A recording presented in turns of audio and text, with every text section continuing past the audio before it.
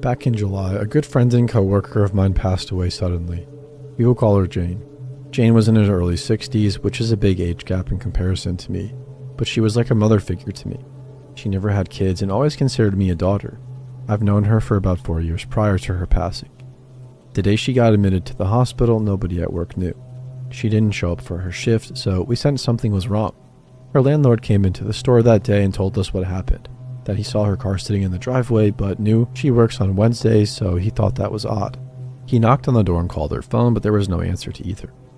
He then knew something was wrong, so he phoned 911. They found her on the couch, unconscious. She had suffered from multiple strokes. When the landlord told us this, I immediately went to the hospital along with my other colleagues. She has no kids, parents, or siblings. I knew she had a boyfriend, but they didn't live together. I asked her landlord if the boyfriend knew, and he said no. I figured the best thing to do was get in contact with someone close to her. The people at the hospital kept asking me if I knew anyone they could contact, any family at all. I told them no, but I knew that she had a boyfriend named Steve. The next day I was off work, but I got a call from my colleague saying Steve called the store because he was worried about Jane. He hadn't heard from her, so he wanted to call and see if she was working. My colleagues told Steve he better give me a call because they didn't want to be the ones to tell me the news. Shortly after I hang up with the colleague, I get a call from Steve.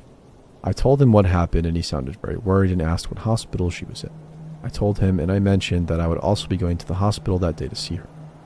When I get there, Steve arrived shortly after. Now, I know everybody grieves differently, but he was acting very odd. I was crying like a baby. I'm very emotional though, and he seemed cold and distant. Barely stood next to her. Also, to my understanding, they were dating for 12 plus years. They used to live together, but Jane moved out on their own place. When the nurses came in to talk with Steve, they asked him a bunch of questions, and they asked him things like if she had any pets, where she worked, where she lived, and her employment status. He got all the questions wrong. He said she lived in a completely different city that's almost an hour away. He said she had no pets, but she had 2 cats that were everything to her. Everybody at work knew she had cats because she talked about them nonstop. He also said that she was part-time, but she was actually full-time. The nurse was so thrown off by this and thought it was strange how a long-term boyfriend knew nothing about his girlfriend after being together that long. The nurse even told me in private that she got bad vibes from him because of how weird he was acting towards the whole situation. During this hospital visit, the landlord ended up showing up and Steve got into a huge argument with him. He asked who the heck he was and didn't even know Jane was renting. He thought she moved into her late parents' house after she moved out from his place. The landlord said he wasn't going to give any information to Steve and stayed quiet. After he left, the landlord told me very, very concerning things.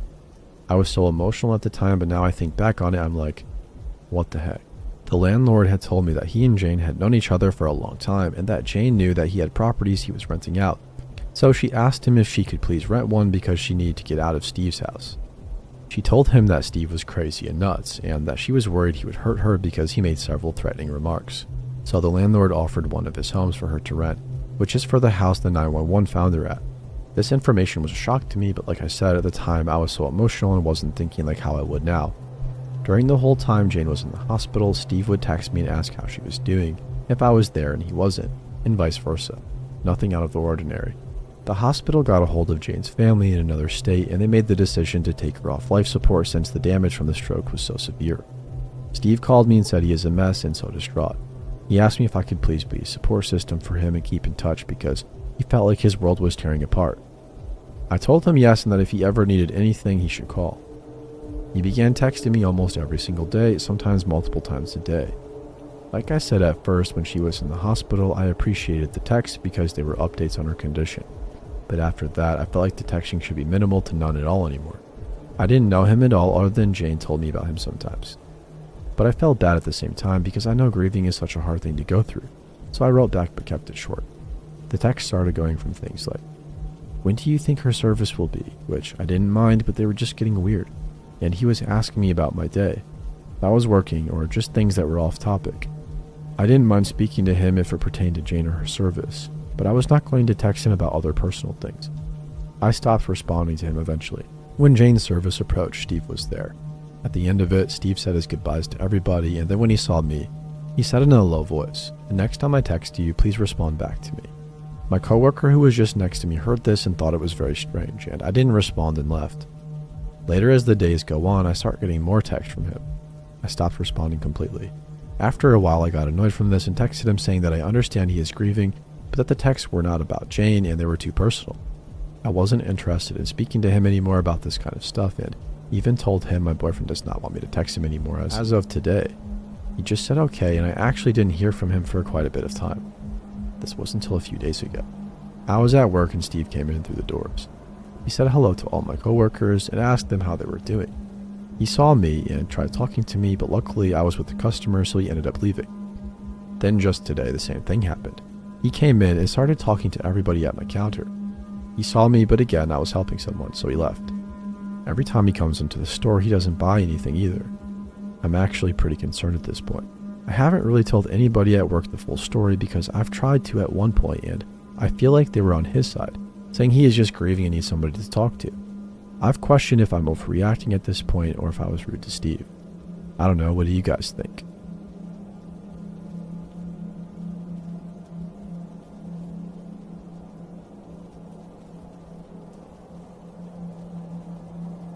My wife and I travel often, city to city, and at one point we settled down in Vegas for a few months. There was one night we were arguing after work, headed towards Henderson, city outside Vegas. Lots of isolated streets out that way. I was sitting reclined back in the passenger seat when we ran over something and the tire definitely popped. My wife got out to check and confirmed it. Within seconds, a woman in a very nice car pulls up behind us. I saw she was a woman and I lay back in the seat, still mad, still stubborn, and figuring she was just checking on my wife, assuming she was alone. The woman said that she had a brother-in-law with a tow truck and he could definitely tow the car free of charge to a shop. My wife asked why she was being so kind, and she said something like, "We sisters have to stick together, I'm helping you out." She then got back in the car, and my wife told me that she was going to follow us with her hazards on to this empty and dark parking lot in front of some grocery store nearby to get us out of the road. I still didn't think this was weird at all. My wife was very confident this woman was genuine and really wanted to help. So we pulled into the parking lot and my wife got out. I'm still lying back, and this woman doesn't even know I'm here yet. She starts talking to my wife about how she changed her life within a year. She could put her on to what she does. It seems believable, and she looked very nice, and her car was definitely expensive. My wife keeps insisting she can just call a tow truck, and she felt bad that she was taking time from her, and we could afford it. The woman kept insisting her brother-in-law was coming, and be patient, he really doesn't mind. She even offered at some point to drive my wife around the area looking for a shop that was open, but my wife had already Googled some places. She told her that's smart, and they kept talking. No suspicion, honestly. She then starts asking my wife why she's in Vegas. We had New York plates. She says for adventure and doing something new. The woman asked if she had family she's close to or a boyfriend. She could introduce her to some of her friends to help her get her well acquainted or whatever. She motions over to me and says, "Well, I have a husband," and the woman looked like a deer in the headlights. I politely waved. She leans over and finally sees me, stares for a few seconds, and immediately gets in her car. Instantly. I never saw somebody look at me like that, like she had to get away from me.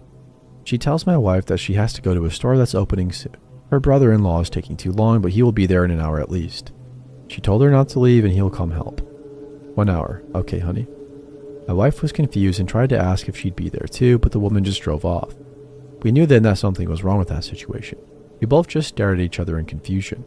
I have no idea still why that happened. We called the towing company and fixed the car within 40 minutes and drove back to wait because my wife was persistent in believing the woman was going to come back or her brother-in-law would, and she wanted to let them know that she didn't need their help. I told her I didn't think they were coming back, but we did wait. No one came for nearly 2 hours before we drove home. I did some research and found out a lot of traffickers use women because they seem more trustworthy. Vegas obviously has a large presence of these things as well. The woman was almost desperate to keep my wife there. It was all so weird.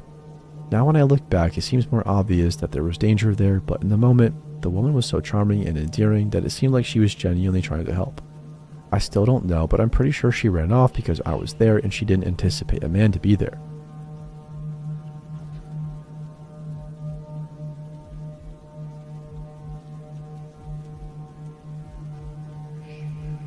This is a true story. God is my witness. I'm not making it up. I'm 57 years old now. This is a memory that never goes away and never fades. In 1986, I stopped in Topeka, Kansas on my way back from working in Yellowstone National Park for the summer. My friend had also just graduated from high school a few years before and had moved to Topeka with his parents. I stayed about a week. His parents invited me to stay an extra day for their family reunion before I headed back home. We drove way out into the country for their family reunion, and it was in his old beater car and spent all day with his extended family. In the late afternoon, we made our way back to Topeka and his old beater car with the broken gas gauge. We ran out of gas. He said we were probably 6 or 7 miles from the nearest gas station. Pre-cell phone, mind you. We were trying to figure out what to do when suddenly a van with no windows pulls over and asks us if we need help. When you're young, you think these things just miraculously happen to you, maybe even for you. When you're older, you know better. We tell him we ran out of gas. A friendly enough man offers to take us to the nearest gas station. We get in the van to discover there are a total of 3 men in the vehicle. There are no seats in the back, and we are just sitting on the floor of what appears to be a work-tight, beat-up, older model white van when we clearly hear the men discussing doing us harm. The driver says he knows a good place to go. The other man in the passenger seat eyeing me agrees he's in and nods approval. Only one man sitting nearest us says he's not in and doesn't want to be involved in this at all. But he's got a baby now and he's not cool with this. But he doesn't want any part of it. The driver and passenger seat rider said something under their breaths I couldn't hear. There was an angry silence while the driver thought this was over. In my mind, I was praying one word: help. My mind felt like I was stuttering thoughts. Part of me was in denial and another part in shock. Fear hadn't even set in yet, just like a jolt to the system of an unreal horror happening to somebody else because an hour ago I was completely safe without a care in the world.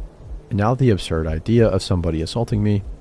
Yeah, I was acutely aware that this and murdering us both were what they would do, and leaving us somewhere nobody would find us. Those things were flipping through my mind. Have you ever been to Kansas? Lots of lonely, forsaken, desolate roads to nowhere. If at this point the third guy changed his mind or simply said, just let him out first, I wouldn't be sharing this with you right now. They stopped talking to each other, and they had never spoken to us at all from the moment we entered the van. My friend and I didn't speak to each other. We barely looked at each other. We were afraid, and I could hear the clanging rattle-trap van noises and the tires on the road. I saw my friend flexing as if to warn me he would fight to defend himself while they were discussing where they would take us. Everything felt surreal, but the guy in the back, that guy said no. And just like that, the driver pulled over and the guy in the back opened up the door and let us out, and it was over. The air smelled somehow fragile and tainted. The ground looked different, like I couldn't quite trust it. My friend looked as shaken as I felt. We had survived a close encounter with shark-like predators. The darkest of evil. I looked at the gas station in the late afternoon, waning sunset just before dark. That gas station had transformed itself into a beacon of shining light, a safe haven of shelter and safety, and I knew once we got into that gas station that there was no way I would walk back to the car. The white van with no windows pulling away from us felt surreal, like looking at it might give it the power to suck us up into its vacuum of ill intent. Today, I can still see that van pulling away, a sort of image from a nightmare that had crossed over into my waking reality.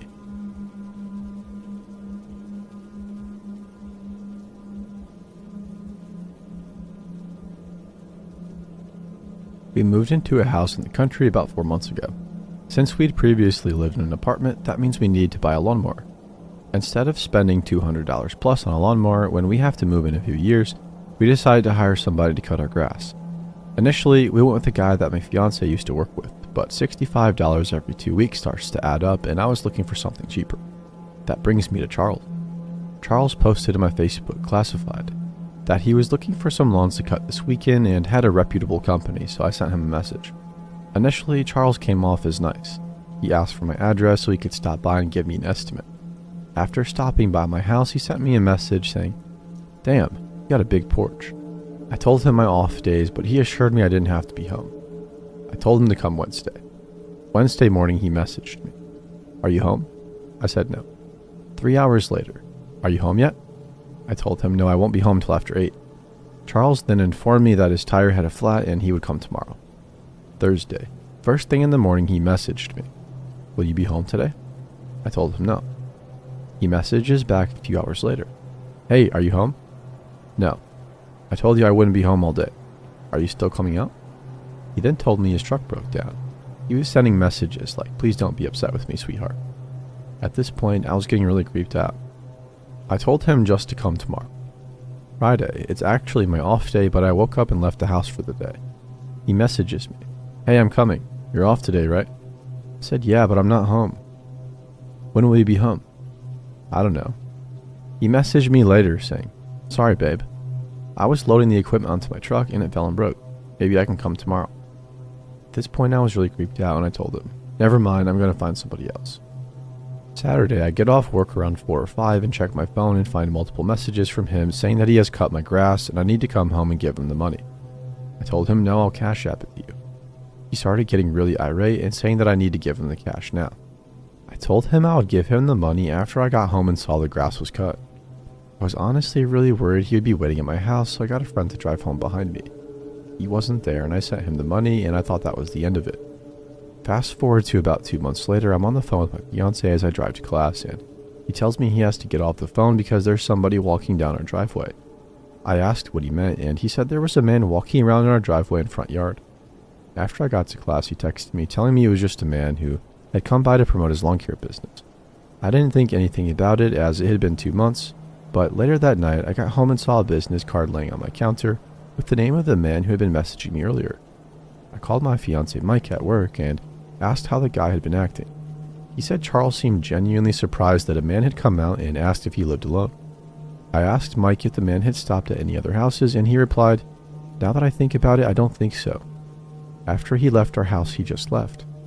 Mike said he seemed really desperate to help around the house and offered to cut the lawn, fix our porch, remove any trash or scrap metal we had around the house, and then asked if we had pests such as bats in our attic or anything. That especially freaked me out as we do have a bat problem and I had previously posted about it on Facebook. Mike then said that was really weird was Charles was very freaked out about the dog. He heard Max barking from inside and started asking a lot of questions like, is he big? Does he stay outside or inside? Does he ever go outside or does he stay inside completely, and how big is he? Is he nice? Mike chalked it up to him being scared of dogs. He gave him a brief tour of the outside of the house and then Charles got in his truck and left. I then told Mike that this was the same guy who had been messaging me earlier in the year and Mike began to freak out. He said that Charles had asked a lot of really specific questions about who all lived here, how long they had lived here, where they were at the time. He said he tried to brush them off, but Charles seemed really insistent on knowing if Mike was the only one in the house. Before he left, Mike specifically asked him if he had cut the lawn here before or something and was maybe thinking of the last owners, but Charles told him, "No, I just happened to be out this way and thought I'd promote my business in the neighborhood." The worst part, I had taken my fiance's car to work that day, which means my car was in the driveway when Charles dropped by. He thought I was home alone. I didn't contact the police because I thought I might be overreacting. This all happened 2 days ago and I really hope I never have to see him again.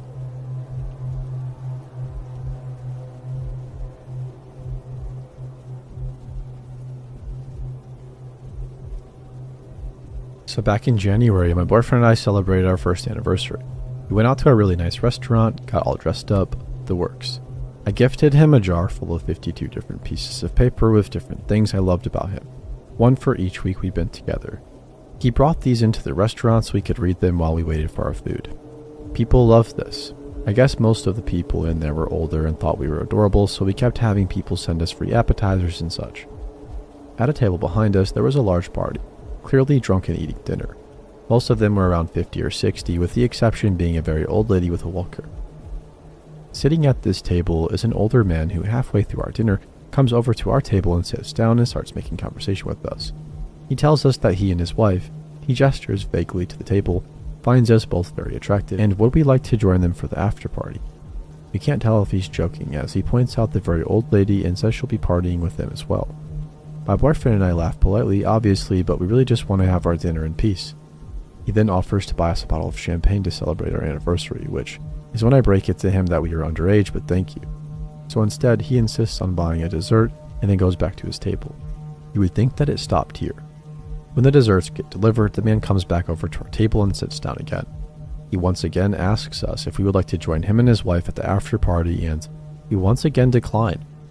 He then stands up and starts asking us about our sex life, saying we're both very attractive and we must be going home to bang after the dinner. He then says something along the lines of, "You're both so good looking, you would make beautiful babies." We laugh uncomfortably and say we're too young for that. Then he pulls out his wallet.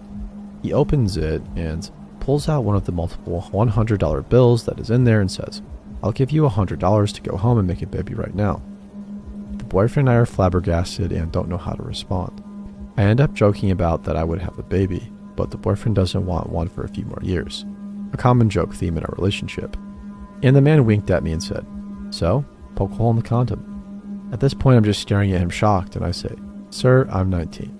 He laughs and says, "And the Virgin Mary was 14. At that point, the boyfriend and I are looking at each other with shock, disdain, discomfort, etc. And the man's wife or something comes over to collect him. She ushers him out of the door as he makes some excuse about being drunk, as if that gives him a right to interrupt our anniversary dinner to ask us to party, or mess with him and his wife, and then grills us about our sex life.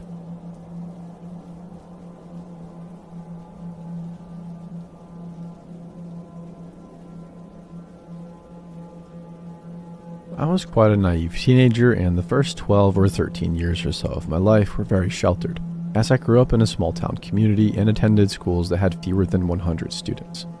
We moved when I was 14 to a larger urban area, at the time that I thought was a big city, but it's really not, and the new house was where I met the neighbor in question. I didn't realize until recently, when I really thought about that period of my life, that he was trying to groom me. I could have been a potential victim of his. It's 12 years on now, and I've only just realized what he was trying to do. When I was 14, we moved, packed up our lives and moved. Moved into a quiet cul-de-sac, and I attended the local school. My mom found a new job, and she worked a lot, so she was out of the house quite a bit. I had an older brother, but he was 20 and out partying or staying at other people's houses, so I saw him even less than I did my mom. I met the creepy neighbor the day after we moved in. He lived 3 houses down from us, and because it was a sleepy cul-de-sac, he had seen the comings and goings of cars and moving trucks. He came over, introduced himself, and presented my mom with a dish of lasagna and asked if there was anything he could do to help us.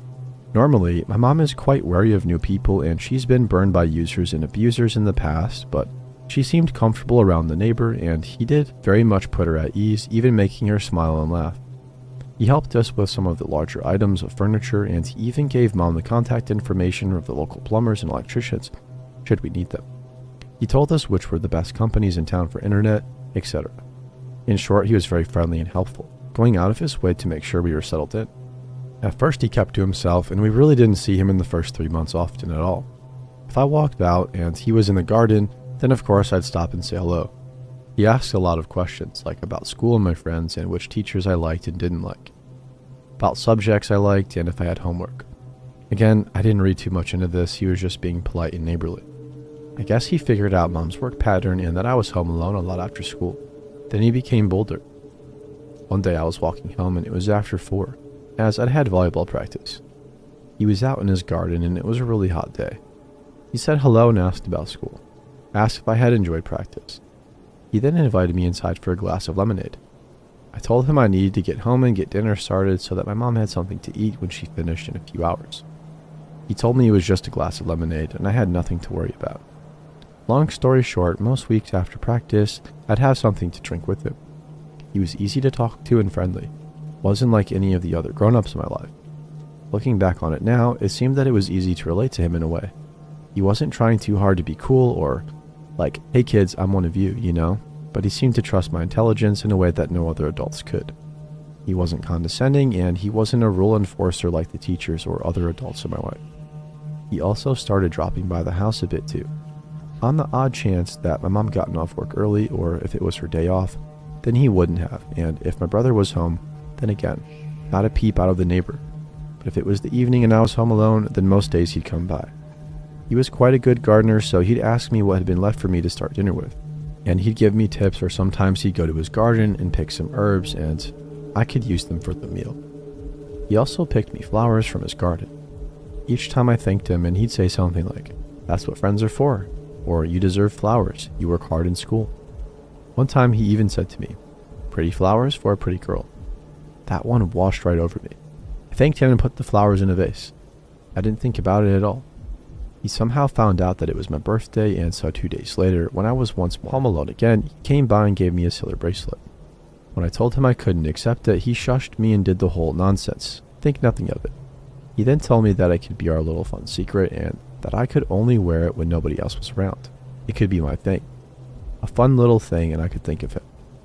Again, despite the fact that red flags were all around me, I didn't think about it too much. He was the neighbor, and he was being a friend and keeping an eye on me because he knew I was home alone a lot. He very much wanted me to believe that I could trust him and view him as this protector who I could go to when/if I needed something. I got a few more gifts from him over time, and again, I was told it was our secret. that nobody else ever needed to know, and that they wouldn't understand the dynamics of our friendship after all. He told me, he wouldn't want to get both of us in trouble. And he was right, I didn't. Then one day he hugged me. I had quickly gone over to his house to help with some odd job, and he hugged me. I'm also certain he sniffed my hair too, but I can't quite remember. I remember then feeling like it wasn't right. I was 16, nearly 17 by that stage, and we had been friends for 2 years now. He tried to convince me to stay longer, and I really remember having to spell it out to him that I had to get home. I really had to state explicitly several times I couldn't stay. I ran the very short distance home, and I must have looked out of sorts because my brother, who was home for once, asked me what was wrong. I didn't tell him about the neighbor. I made up some BS story about the neighborhood kids being rude and bullying me, so luckily the next few times I went out, he was with me to protect me. He wouldn't let me out of the house without him, and he sensed that I was really scared. The neighbor, seeing us always together and that my brother was actually home for a change, backed right off. We moved 2 months later. Mom got a better job offer, and we could afford a nicer house in a nicer area, so we moved. I shudder to think what would have happened if I'd stayed that day he had hugged me, and it makes me sick to think I ever ate or drank anything he gave me. It could have been spiked. I can't believe I was so easily fooled, and I was able to let somebody do that to me.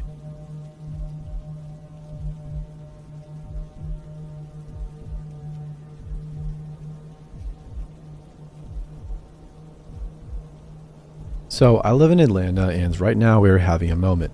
About a month ago, a woman walking her dog in one of the parks, Atlanta's Central Park, was stabbed and mutilated along with her pit bull.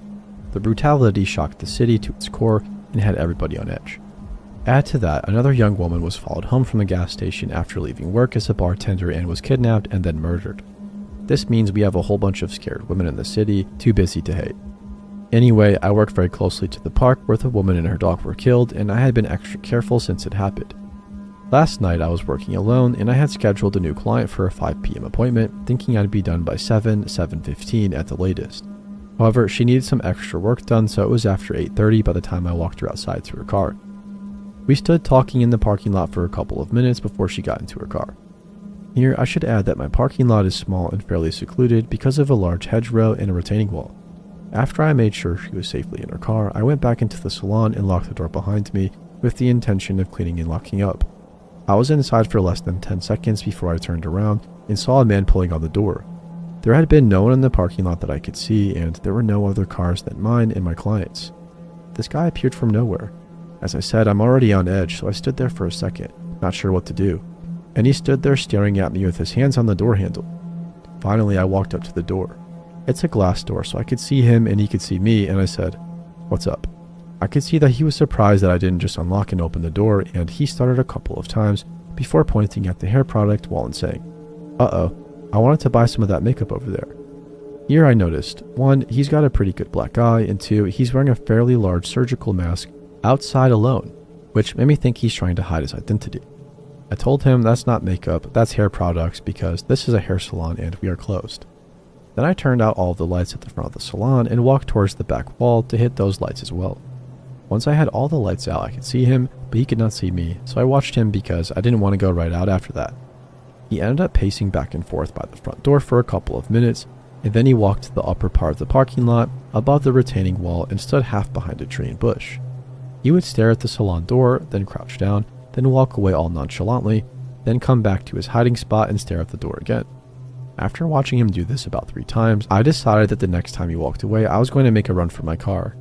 As soon as he turned his back and started walking towards the direction of the park, I ran out, locked the door, and sprinted the 20 feet to my car in a full-on panic, thankful for keyless entry. I have no idea what he was up to or if he was really a serial killer. Probably not, maybe just trying to rob me, but what I do know is that he definitely saw me in the parking lot talking to my client, and I did not see him. I also know that if I had not locked the door, I would have had a much different night. There is no question in my mind that he was going to harm me in some way. As a side note, lots of people have asked if maybe he was homeless, and I absolutely do not think so. He was very well dressed, and while he definitely scared the crap out of me, he did not give off the desperate vibe of a lot of the homeless or mentally ill addicted people that I have encountered in the past. Those people don't scare me really. Mostly I feel sad for them and try to help in some way. This guy had every alarm in my body screaming at full volume. Be warned, if you're coming to the A right now, maybe don't.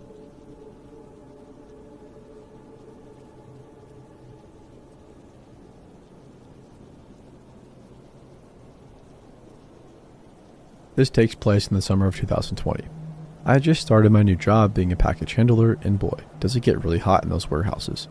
Even though I had ice water in one of those thermostat type bottles, I still had to fill it with more ice to keep cool and hydrated. Anyway, there was this other package handler that we'll call Rick. Rick's truck was pretty far from mine. His was an 01 while I was a 15, so he would have to walk all the way down just to see me. I would be filling my truck when he would just stand by the entrance to the truck, just smiling and staring at me. I tried to make small talk with him, but he would just nod while smiling and then walk away. This happened a lot. Sometimes I would help out other trucks as well, or even just the small stuff which we sorted into their own trucks. Anybody could help out with the small stuff, even Rick. I wasn't sure why he never spoke to me at first, just stared and smiled. Honestly, I was creeped out by it, but I didn't want to judge anyone either. I chalked it up to him just being shy or something. Soon I was moved to an 04, which meant I was just about right next to Rick. There was no 03 being filled at the time, and Rick worked on 01 and 02.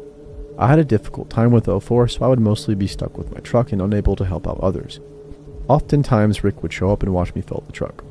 There was a time he had actually helped me out a little bit too, with the really heavy stuff that I couldn't carry by myself. Rick would come and bother me and more. He made it even more difficult for me to work on my truck when I was already having a difficult time with it. Sometimes when I was in the back of the truck, I would come back to him standing in my way. It was kind of looming over me, and he wouldn't budge, almost like he was trying to trap me in. Then at some point he started poking me. He would poke my stomach, and I would ask if he would stop because I needed to focus on my truck. Well, one night he gave my stomach a poke. I admit that I'm ticklish, so I couldn't help but laugh.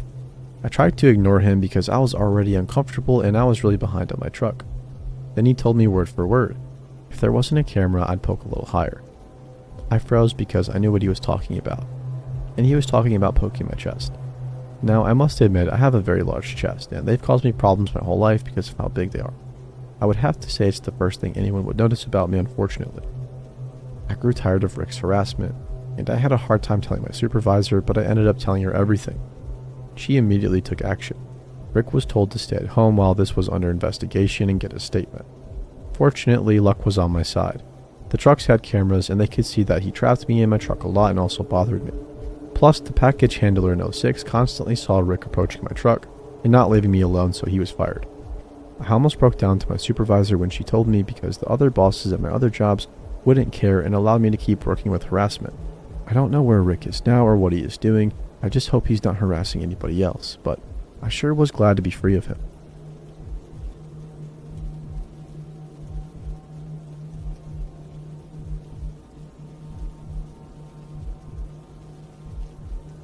This happened in June of last year, so I was 22 at the time.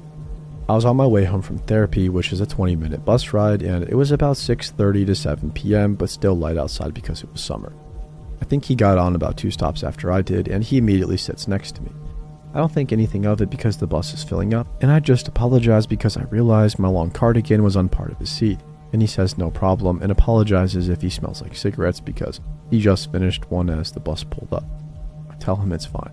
He carries on talking by saying how he knows it's a bad habit and he's trying to give up, and I say, yeah, it can be difficult, and mention how I quit a year before. We get talking about how I did it, and I don't really worry or anything because I'm getting off soon. My stop comes and we do the awkward thing where I try to communicate I need him to move. I'm a plus-size woman, so I'm always worried about squashing people if I just try to squeeze past them. He says it's no problem because he's getting off now too. Get off at the same time, and because I'm paranoid anyway, I head into the shop right by the bus stop. It's a habit I picked up after I was followed once before. He follows me into the shop and keeps trying to make conversation, trying to ask where I live. I'm being as vague as possible and just try to act like I'm super interested in the fruit. He grabs a basket and says he's going to carry my shopping. I tell him no, it's okay, I only need one thing, and he starts saying how he'll pay for whatever I want. Kind of just freezing him out and making my way towards the more crowded part of the shop just in case. He stops me. I don't really remember if he touches my arm or what, but he stops me somehow and says, "You don't remember me, do you?" Now, I don't know this man. He's a stranger who started talking to me on the bus, but upon him saying this, I try to rack my brains. Finally, he says, "We met before a little while ago. I told you I liked your lipstick and how beautiful I thought you were. You told me you had a boyfriend. How is he?" Immediately, I remember him. We did not meet a little while ago. We met in either early 2013 or late 2012. He walked up to me at 7 a.m. while I was walking to college. It was winter, so it was still dark at that time in the morning, and he told me he was attracted to me because of my lipstick. He wanted to know who I lived with and where I was going, and he asked if I wanted to go to his house for some wine. I did lie and tell him I had a boyfriend, but he just kept walking with me and trying to talk. I remember him following me all the way to my bus stop saying, "Why does you having a boyfriend stop you from making friends?" And I had to be like, it doesn't stop me from making friends, but I don't think my boyfriend would like it if I went over to another man's house to drink wine. And he kept persisting, so in the end I just said, I don't want to. Now back in the store 5 years later after that first encounter, he's standing in front of me saying again how much he likes my lipstick. He remembered me because of it, and again asking if I want to come home with him to drink some wine. At this point I've just had enough and I say, I do remember you now, and we didn't meet a while ago. It was a long time ago. Like 5 years ago. You remembered my face from 5 years ago. I was trying to be polite before, but you should know that before when you were trying to get to me to go home with you, I was barely 17, and I may have even been 16. That's just weird, bro. He's getting nervous at this point, I suppose because I'm not keeping my voice down and we are still in a shop. I see in the corner of my eye the door security looking over, so I start edging towards them. He just asks if I still have a boyfriend, says again how he finds me beautiful, and he just wants to get to know me. As you might have guessed, I'm kind of losing my patience at this point. As soon as I realized I'd had near enough the same conversation with him 5 years ago, and he remembered me from then and still decided to try again, I just got mad. I told him that whether or not I had a boyfriend wasn't the problem. The problem was he's an older, I'd guess was mid-late 30s, stranger who approached a teenage girl walking on her own at 7 a.m. Nobody was around and the sun was barely even up in the sky. He walked with her more than 5 minutes trying to convince her to go home with him, and then he's seen her 5 years later and tried the same thing. I ended my speech with just saying, it's not going to happen, you are too old for me and I'm not interested one bit. Before I started walking towards the cereal aisle. He left thankfully. I saw him leave the shop, but I was still paranoid he'd hang around outside and wait for me. I called my big little brother, 3 years younger than me but a whole foot taller, and told him what had happened. As soon as I said a guy had followed me into a shop, I heard him start putting his shoes on and he told me to stay where I was. By the time he made it to the shop, I was by the exit talking to the security and just relaying what happened in case the guy came back. My brother saw the security and immediately said, "Is that the weirdo?" And I have to swear to him, No, this is the security. He works here, he's fine.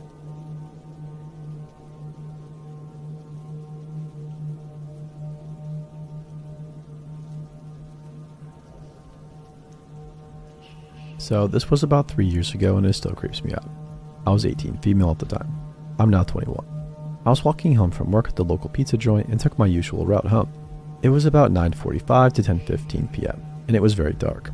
As I'm getting about 100 yards away from the street I live on, a white van turns onto that street. Something didn't sit right with me, so I yanked out my earbuds and paused my music. I then turned down my street, and as I'm getting closer to my house, I start getting a weird gut feeling. I look up from my phone, and as I was about to text my roommate, who was out of town at the time, that I was almost home, about 15 yards or so. As I look up, I notice the white van sitting in front of my house, and the man inside is just staring at me, the yellow car light shining on his face. He had brown hair, glasses, and facial hair. His van lights were off, but his car was running. I stopped and put my back to a tree in my neighbor's yard and just stood there, maintaining eye contact with this man. After what seemed like an eternity, probably like 5 minutes minimum, he starts driving towards the stop sign at the end of the road. I didn't put my back to him. I kept my back to the tree and maintained visual on the side the entire time until it stopped at the stop sign. He just sat there for probably 2 to 3 minutes, all while I was not looking away and while my back was still on the tree. Finally, he turned right, the direction in which I had come from, and after about 20 seconds of making sure he or anybody else wasn't coming, I bolted to my house. I quickly get inside and lock the door. I go to the window and very quietly look through the blinds. I didn't turn on any lights because I'm not stupid. After a few seconds of looking, he drove back up and down the street and left again. Afterwards, I texted my roommate what happened and then went to each and every one of the windows in my house to make sure they were locked along with the back door and garage door. I made sure to keep all the lights off for the remainder of the night. I didn't sleep a lick that night. I was so paranoid at every sound or movement.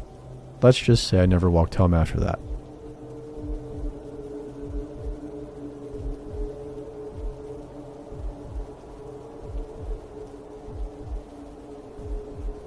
Full disclosure, this happened 10 years ago, but I still can't believe how lucky I was to get away.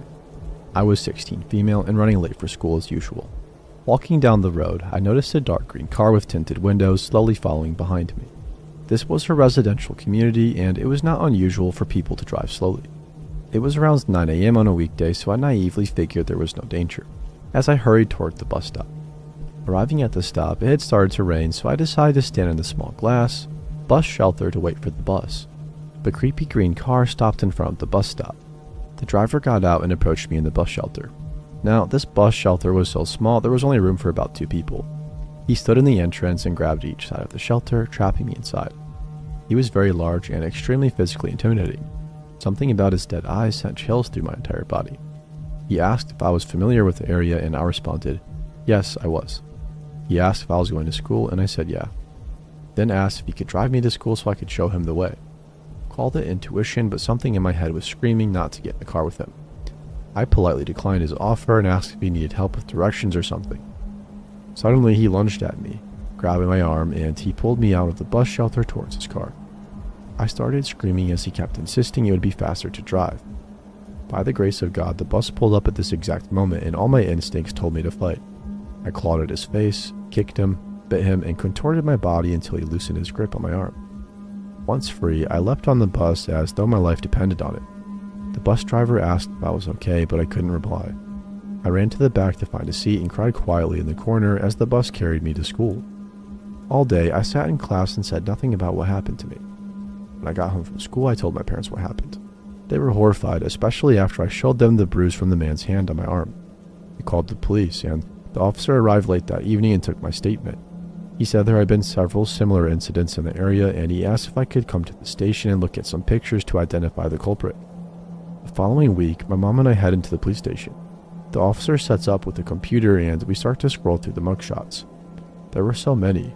Not only was it discouraging to realize how many known sex offenders there are close by, but after a while all the faces blurred together.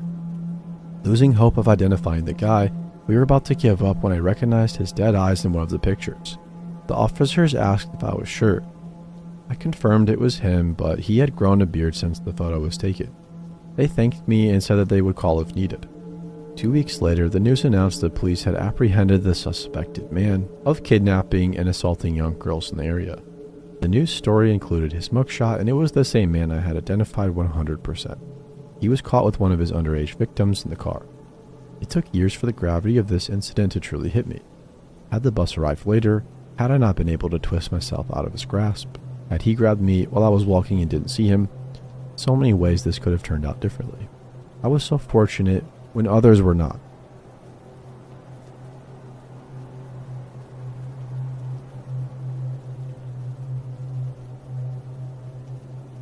Call me paranoid all you want, but I can't help but think somebody comes into my house while I and my roommates are away, or even worse, home. I'm going to change a few things because I'm genuinely scared, but the basis of the story is the same.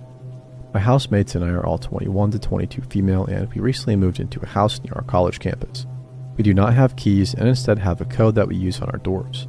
Note, we have 3 pretty calm pets. It started with weird individual experiences. Random small things going missing either from public spaces or other things that were easy to look over. Also to mention, we're all very close and honest with one another. The things missing couldn't even be stolen, and the house is not big. There are only so many places the items could have been, you know? Then there have been occurrences where we leave with all the blinds open and come back to find they're all closed.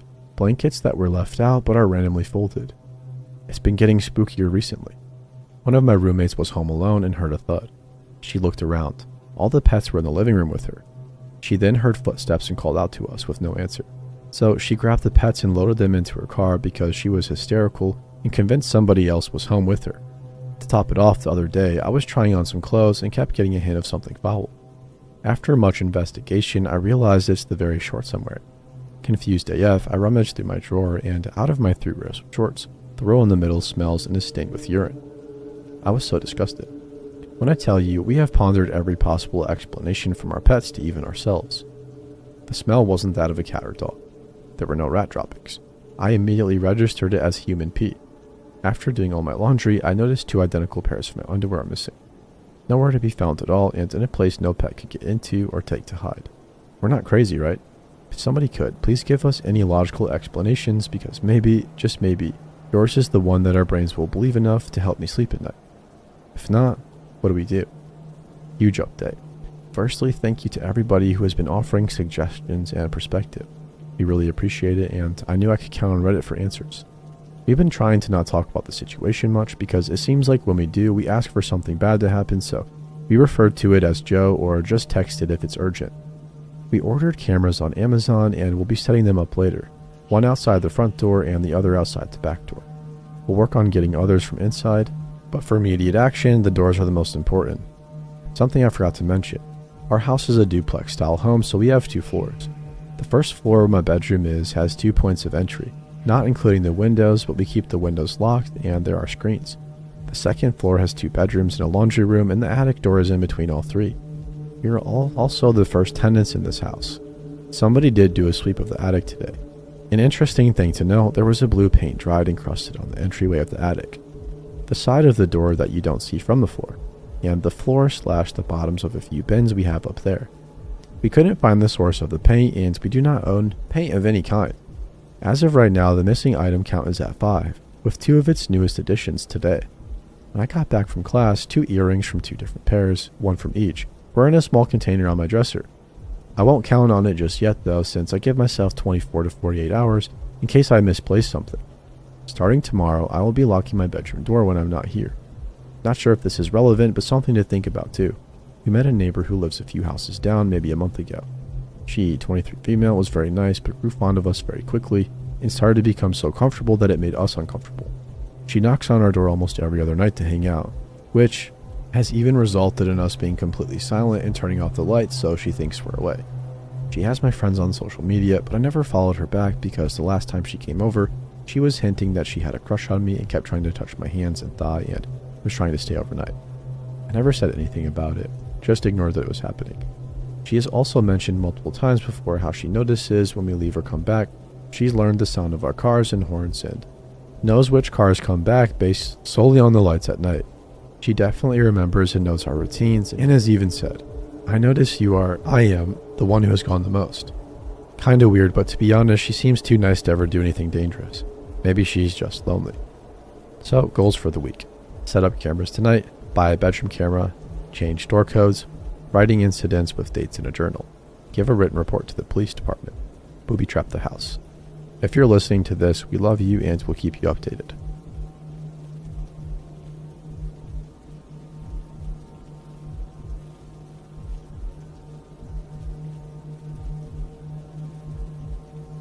At 6 a.m., I get a call from work.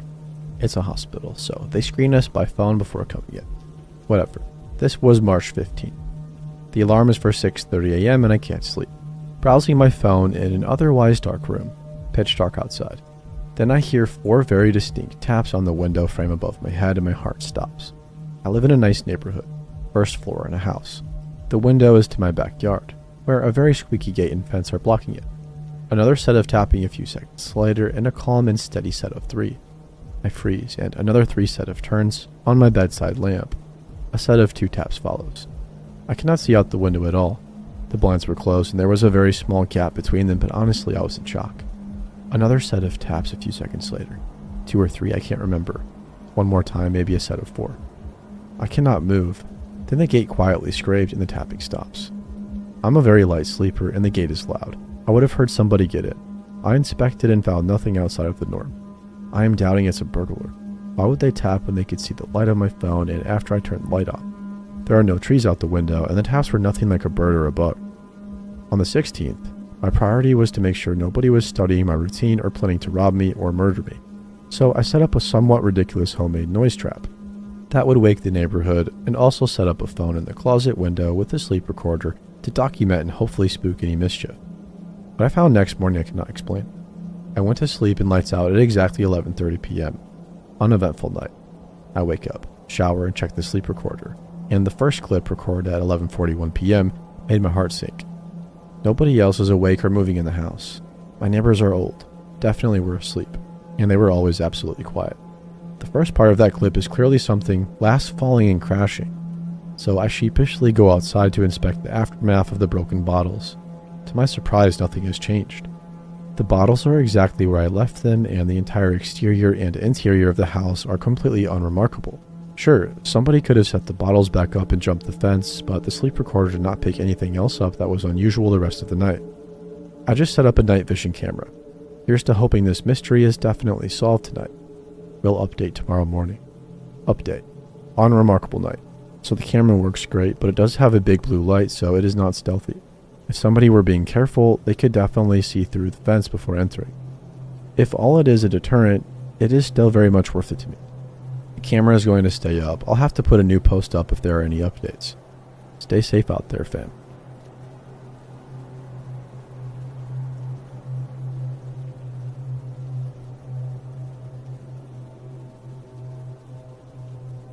For context, I'm British and live in England, and this story took place when I was 15. I'm now 18, but it has bugged me ever since it happened. This is a very short one, but this has lingered in the back of my mind ever since it happened. I was playing video games on a Wednesday night, and there was a knock on the door at 11 p.m., which was out of the ordinary and in itself a bit odd. My mom was the one who answered it, but since it was so late, I came out to see who it was myself as well. We have a square-shaped spiral staircase with platforms as you go up each step, and there's a balcony at the top which I could look over. It was also dark, so it would be hard to see me, especially from outside of the front door. When my mom opened the door, there were two men whom she described as sounding German, wearing black suits. They were pasty white, tall, clean-shaven, and quite bulky. They didn't say anything like why they were there, what they wanted, or who they were, just asking if I was home. What got me was that they didn't just go by my first name, but also my last name. My mom thankfully said no and told them they had the wrong house. My mom, after she had closed the door, told me they were still outside looking at our windows. She told me to stay out of sight since she thought they were eyeing the house to see if I was home or not. After about 20 to 30 minutes, they finally left the pavement. But my mom was convinced they'd be sitting in their car still watching, so I hid a bit longer. It was really intimidating, especially considering I was 15 and had never done anything malicious. This was 3 years ago, and I've heard nothing since. I've always wondered who they were and what they wanted, or if it was even a malicious encounter at all. Nonetheless, it truly freaked me out. To clarify, I guess I'm not certain they were German, but that's what my mom said their accent reminded her of. They were pretty quiet, so I barely heard them myself and only got a glance of them, in the dark outside the door. Here are some pretty good theories. 1. A harmless prank by a friend calling some religious group to my house, Jehovah's Witnesses or Mormons. 2. I somehow ended up on a cult's list. 3. Insert random scenario here. The list is endless.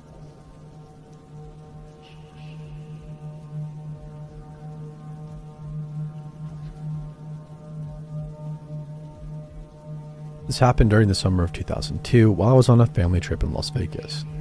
My 11 at the time of the story female family and I went out on a family vacation to Las Vegas. There were a bunch of us since we had family visiting from out of the country.